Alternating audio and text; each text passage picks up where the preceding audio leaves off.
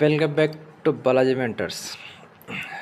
Now we read Theorem 1.2 and 1.3. आज हम देखने वाले हैं 1.2 और 1.3 थ्योरम आपकी 1.2 थ्योरम बोल रही है आपकी कि let P be a prime number. P क्या है? एक प्राइम नंबर है. If P divides a square, P a square को डिवाइड करता है, देन P डिवाइड ए या P also divides a. P a को भी डिवाइड करेगा where a is a positive integer.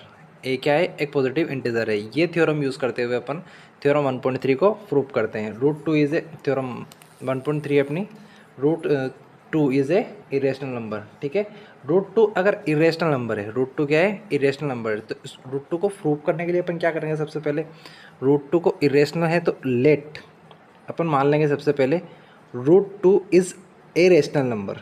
क्या है? Root two is a rational number. ठीक है, रूट टू को मान लिया मैंने रेशनल नंबर. क्या मान लिया? रूट टू को rational number. Root two rational number है तो रूट टू को अपन लिख सकते हैं पी बाई क्यू के रूप में. Root two is equal to P by Q. P by Q के रूप में रूट टू को मैं लिख सकता हूँ. तो रूट टू को पी बाई क्यू के रूप में लिखने के साथ साथ मैं लिख सकता हूँ कि Q root two is equal to P. क्या लिख सकते हैं?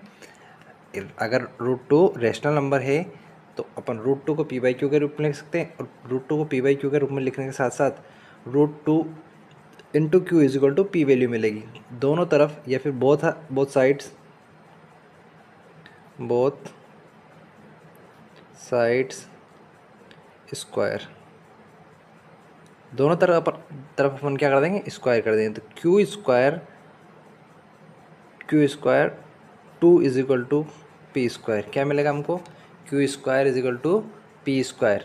यहाँ अपन थ्योरम यूज़ करेंगे. यहाँ अपन क्या थ्योरम यूज़ करेंगे कि अगर रूट टू जो है वो पी स्क्वायर को डिवाइड करने पे क्यू स्क्वायर मिल रहा है अपने को. टू पी स्क्वायर को डिवाइड कर रहा है तो क्यू स्क्वायर अगर हमें मिल रहा है, हाँ नाउ बोथ साइड स्क्वायर करेंगे तो Q square two is equal to P square. ठीक है, पी स्क्वायर को अगर मैं टू से डिवाइड करूँ तो मेरे को क्या मिलेगा? Q square. Therefore P square is divisible by two. अगर यहाँ पे टू से पी स्क्वायर डिविजिबल है तो हमको क्या मिलेगा? थ्योरम 1.2 से हम बोल सकते हैं कि पी डिवाइड्स होगा टू से. पी डिवाइड होगा किससे? टू से. इसके बाद अपन नेक्स्ट दे सकते हैं. So we can write P is equal to two K. P is equal to two K लिख सकते हैं क्योंकि पी डिवाइड्स किसके? टू से. पी टू से अगर डिवाइड है तो पी कोई ना कोई कांस्टेंट वैल्यू होगी जिसके साथ टू मल्टीप्लाई होगा तो क्या मिलेगा मेरे को? P. So for some integer number के क्या है? एक इंटीजर है यहाँ पे. ठीक है, substitution for P we get, substitute करेंगे अपन पी को तो हमको क्या मिलेगा? P Q square is equal to 4k square. ठीक है, फिर कहाँ से मिलता है? P square is equal to 2k square. P square is equal to 2k square से हमको क्या मिलेगा? Q square is equal to 4k square. ठीक है, यहाँ से नेक्स्ट स्टेप अगर देखें तो इसका मतलब क्या होता है? इसका मतलब this means two divides Q square and so two divides B. अगर क्यू स्क्वायर टू से डिवाइड है, क्यू स्क्वायर टू से डिवाइड है तो यहाँ पे भी क्यू डिवाइड होगा किससे? टू से. क्यू डिवाइड होगा टू से. कैसे? थ्योरम 2.1 से. थ्योरम 2.1 से अपन ये बोल सकते हैं. ठीक है, therefore P and Q are have not list a two as a common factor. Two के कॉमन फैक्टर पी और क्यू नहीं है. हैव एट ए सॉरी यहाँ पे देयरफॉर क्या पी और क्यू क्या हो गया? टू का कॉमन फैक्टर हो गया. ये कंडीशन अगर ये क्यू स्क्वायर भी टू से डिवाइड हो और क्यू भी टू से डिवाइड हो तो पी और क्यू के कॉमन फैक्टर क्या हो जाएंगे? टू. बट यहाँ कंट्राडिक्सी है. क्या है कंट्राडिक्सी? है the fact that P and Q have no common factor of other than one. P और क्यू का केवल एक के अलावा कोई और फैक्टर नहीं है. या कोई पी और क्यू में दोनों में क्या है? कॉमन फैक्टर एक के अलावा कोई और है ही नहीं. तो यहाँ हम बोल सकते हैं this contradiction has arise because of out incorrect assumption that root two is irrational. यहाँ जो हमने जो कंडीशन बैठी है हमारे पास कंट्राडिक्सी की, वहाँ से हमको समझ आया है कि जो हमने एजम्पशन किया था, जो हमने माना था कि रूट टू क्या है, एक रेशनल नंबर है, वो क्या है, इनकरेक्ट है। रूट टू रेशनल नंबर है वो क्या है, इनकरेक्ट है। ये हमारी कंट्राडिक्शन कंडीशन यहाँ पे बैठ रही है। जो हमने एज्यूम किया था वो रूट टू रेशनल नंबर है वो इनकरेक्ट है। क्या है, इनकरेक्ट है। अब इसके बाद हमारे साथ सीधा सीधा बोल सकते हैं, so we conclude that root two is irrational. अगर कंट्राडिक्सी है तो हम सीधा सीधा बोल सकते हैं यहाँ से क्या है कि रूट टू क्या है, इरेशनल नंबर है। हाँ, तो ये रहा अपना एक्सरसाइज 1.2 का बेसिक्स। ठीक है, अब स्टार्ट करते हैं अपन एक्सरसाइज 1.2। 1.2 अपन स्टार्ट करते हैं तो 1.2 का आपका फर्स्ट क्वेश्चन है, प्रूव दैट रूट 5 इज़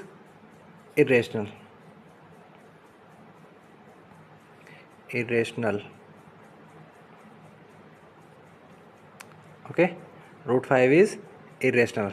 अपन को क्या प्रूव करना है कि रूट 5 क्या है, एक इरेशनल नंबर है। सबसे पहले अपन क्या कर लेते हैं, अज्यूम करते हैं। सॉल्यूशन अपन देखते हैं यहाँ पे, that root 5 is rational number, is a rational.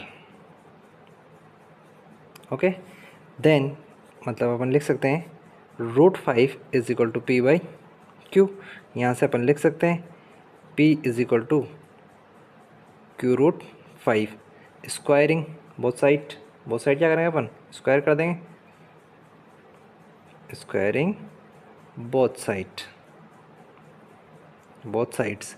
ठीक है, दोनों साइड्स में अगर आप स्क्वायर करेंगे तो अपने को क्या मिलेगा, P square is equal to Q square 5 या 5 क्यू स्क्वायर, या इसको लिख सकते हैं अपन P square is equal to 5 Q square. आपको कन्फ्यूज़न ना हो इसके लिए लिख दिया। ठीक है, अब अगर आप देखते हैं यहाँ पे अगला स्टेप क्या होगा अपना, यहाँ क्या कर सकते हैं अपन कि अगर पी स्क्वायर डिविजिबल है, those P square is divisible 5 या डिविजिबल बाई 5।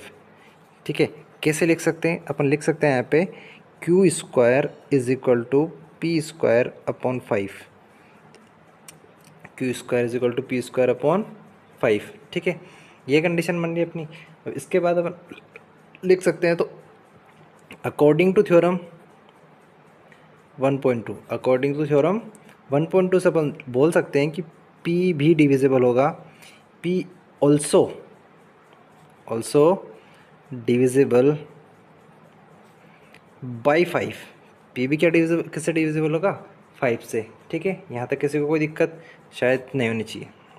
लेट, इसके बाद अपन क्या करते हैं, हमने मान लिया लेट अगर P डिविजिबल है, P 5 से डिविजिबल है तो P upon 5 is equal to क्या हो जाएगा, P। तो इसको लिख सकते हैं अपन P is equal to 5K, P is equal to 5K, ये लिख सकते हैं। ये वैल्यू कहाँ पुट करेंगे अपन, P की जगह। वैल्यू कहाँ पुट करेंगे अपन, P की जगह। तो वैल्यू को सब्स्टिट्यूट करूँगा मैं, सब्स्टिट्यूटिंग या सब्स्टिट्यूटिंग वैल्यू अगर मैं पुट करूं तो ये वैल्यू कहाँ पुट करूँगा, यहाँ पे। तो पी स्क्वायर की जगह 5K का whole square is equal to क्या मिल जाएगा मेरे को, 5Q स्क्वायर। इसको थोड़ा सा सोल्व करूँगा तो 25K square is equal to 5Q square. 5 से 25 को कैंसिल किया तो क्या मिला मेरे को, 5K square is equal to Q। यहाँ तक किसी को कोई दिक्कत नहीं है तो अब इसके लिए लिख सकते हैं अपन, क्या लिखेंगे, इसके लिए लिखते हैं अपन कि so Q square is divisible, Q square is divisible by 5। Q square अगर 5 से डिविजिबल है तो क्यू भी क्या होगा, 5 से डिविजिबल होगा। 5 hence Q is also divisible by 5। ठीक है, Q is also divisible by 5। यहाँ से अपन कंक्लूजन क्या निकालते हैं कि Q भी 5 से डिवाइड हो रहा है और P भी 5 से डिवाइड हो रहा है। Q और 5P दोनों किससे डिवाइड हो रहा, 5 से। तो अपन बोल सकते हैं कि P और Q is a common factor of 5। P and Q are a common factor of 5, ठीक है, ये अपन बोल सकते हैं, पर ये ऐसा है नहीं। Therefore both R P and Q, therefore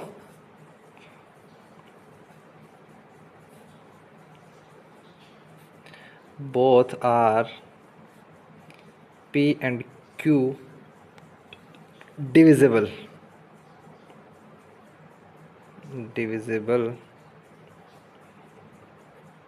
by 5, ठीक है। अगर कॉमन फैक्टर है तो दोनों किससे डिविजिबल होंगे, 5 से डिविजिबल होंगे। विच कंट्राडिक्सी, यहाँ क्या हो जाती है हमारे साथ, कंट्राडिक्सी हो जाती है, क्या हो जाती है, विच कंट्राडिक्सी, कॉन्ट्राडिक्स या कॉन्ट्राडिक्स,